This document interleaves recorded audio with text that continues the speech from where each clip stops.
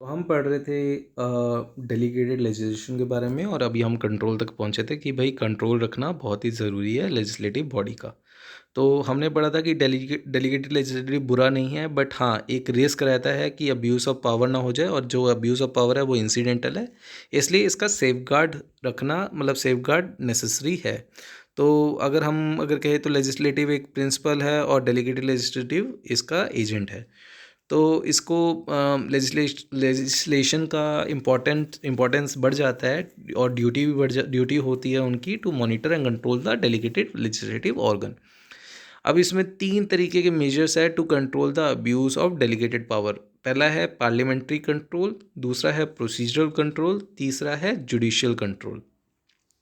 Parliament control क्या कहता है कि लॉ जो प्रोवाइड करता है कि किस एक्सटेंट तक डेलीगेटेड पावर होनी चाहिए। फिर इस लॉ में अगर एक बार पार्लियामेंट में जब इसको पेश किया जाता है तो आप बिल को पार्लियामेंट में पेश करते हैं।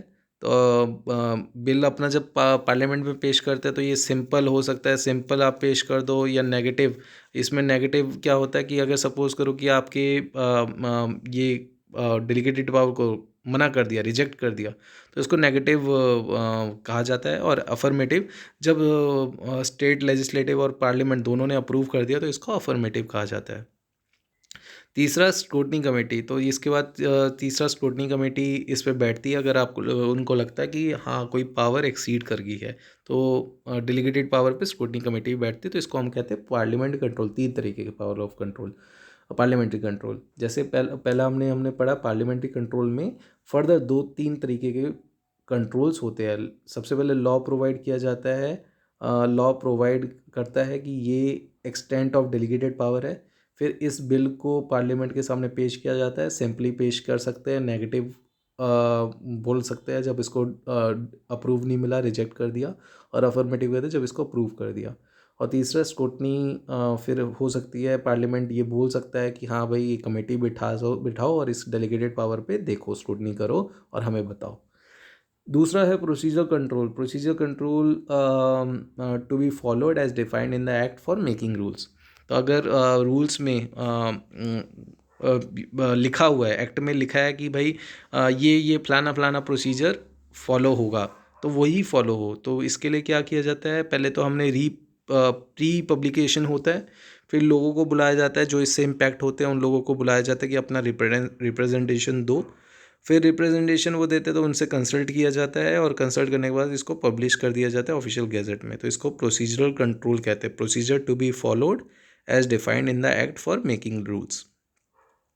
तीसरा है जुडिशियल कंट्रोल। जुडिशियल कंट्रोल क्या होता है, इसमें जुडिशियल कंट्रोल में कहा जाता है कि ये लीगल वैलिडिटी चेक करता है और रूल्स की जो डेलीगेटेड पावर से बनाई गई है। तो पहले पहले पार्लियामेंट्री कंट्रोल क्या कहते हैं, पार्लियामेंट्री कंट्रोल अपने तरीके से कहता है कि लॉ लॉ को जिस जिस लॉ में डेलीगेटेड पावर के बारे में लिखा हो वो दिखाओ हमको, इसके बिल को पेश करो। फिर हम बोलेंगे कि सिंपल है, मतलब ओके है, पॉजिटिव है या अफर्मेटिव है। फिर हम कमेटी भी बना सकते हैं जुडिशियल पावर के थ्रू। तो ये जुडिशियल कंट्रोल हो गया। प्रोसीजरल कंट्रोल हो गया कि प्रोसीजर हम फॉलो करवाएंगे, procedure to be followed as defined in the act for making rules. तो रूल बनाने के लिए ये प्रोसीजर फॉलो होगा। तो कैसे प्रोसीजर फॉलो होगा कि इसका रिपब्लिशन रिप्रेजेंटेशन लो, रिप्रेजेंटेटिव कंसल्टेशन लो, फिर कंसल्टेशन और पब्लिश कर दो। तो एक ये प्रोसीजरल कंट्रोल अपने आप में हो गया।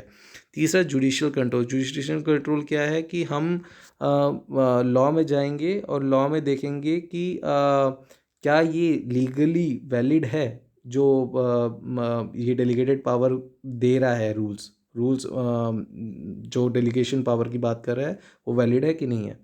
सो इसमें ये following aspects to be seen, मतलब ये चीज़ें देखी जाएगी कि क्या एडमिनिस्ट्रेशन लेजिस्लेशन अल्ट्रा वायरस तो नहीं है कॉन्स्टिट्यूशन का, क्या एडमिनिस्ट्रेटिव लेजिस्लेशन अल्ट्रा वायरस तो नहीं है पेरेंट एक्ट का, क्या एडमिनिस्ट्रेटिव लेजिस्लेशन आर्बिट्रेरी अपनी मर्जी का या अनरीजनेबल या डिस्क्रिमिनेटरी तो नहीं है, क्या ये मालाफाइड तो नहीं है, क्या ये हमारे प्राइवेट सिटीज़न के किसी राइट को एनक्रोच तो नहीं करता, मतलब इसको इफ़ेक्ट तो नहीं करता, और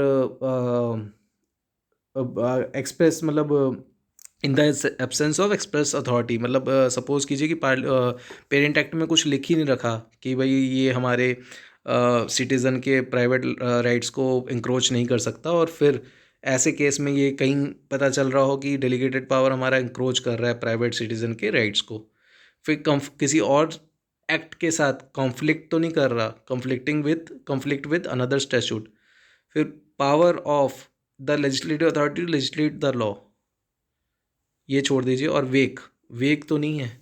तो इसमें हमने लेजिस्लेटिव कंट्रोल हम नीचे भी एक बार पढ़ेंगे दोबारा कि क्या तरीके का कंट्रोल, ये 2 बार हमने कवर कर दिया है क्या? ओके, तो हमने 19th में भी सेम पॉइंट लिखा है, बट हमने इसमें थोड़ा समरी वे में लिखा है। सो पार्लियामेंट्री कंट्रोल हमने पढ़ लिया, प्रोसीजरल कंट्रोल हमने पढ़ लिया, जुडिशियल कंट्रोल भी हमने पढ़ लिया, जहाँ पे स्क्रूटनी कमेटी लगा के हम लोग देखते हैं कि भाई ये सब चीज़ें तो नहीं है। तो AMC UPV, तो UPV, तो AMC UP की कर दो, V एक एक्स्ट्रा रख लो। तो इसमें AMC क्या स्टैंड क्या करता है? Arbitrary, unreasonable, discriminatory. M stands for malified. C stands for conflict with another statute. U stands for ultra virus of Constitution. Again, U stands for ultra virus of Parent Act. P stands for power of legislative authority to legislate the rules. और V stands for wake.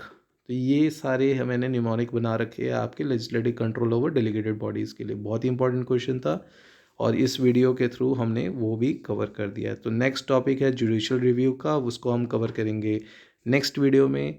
So keep watching this videos. Hope आपको मज़ा आ रहा होगा, law के बारे में समझ आ रहा होगा, और प्लीज़ चैनल को सब्सक्राइब ज़रूर करना यार, उसके किए बिना जाना मत। Thank you.